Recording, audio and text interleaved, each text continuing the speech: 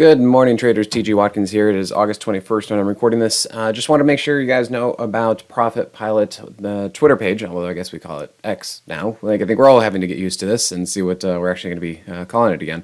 Anyway, yeah, you come over here to Profit Pilot, and I like to make different posts that actually kind of call out things that we've been seeing in the market. And one of them was that the Moxie indicator on the hourly chart of the S&P is very, very low, which means that as far as the market goes, as far as the indexes go, it's going to take a while for this to fix itself. So even though maybe we saw a capitulation day on Friday, we need to still realize it's going to be a while until we can actually see this market turn up. I'll show you kind of what that looks like currently. You can see even price has gone down even further, but the Moxie indicator is very far from zero. We also don't have any positive divergence yet. So even if this thing starts to base here and move up, it's going to be a little while until we actually see the next new uptrend resume. That doesn't mean that other stocks can't resume an uptrend because there are actually a few stocks out there that are showing relative strength to the market. And those are things that I've covered in the weekly video for the Moxie subscribers.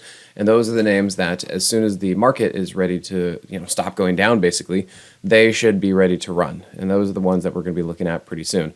The other thing I wanted to show is that we saw price run right into the underside of a downtrending hourly 50 with the Moxie indicator below zero. And we also saw the same thing with some of the crypto miners. And you can see that right here, price for Riot did the exact same thing. Again, ran right into the underside of a downtrending hourly 50 with the Moxie indicator below zero. Now, we never know how big of a move this is going to be. Like, this was a huge move all the way back down to where it began. But what we could say is don't go long right here.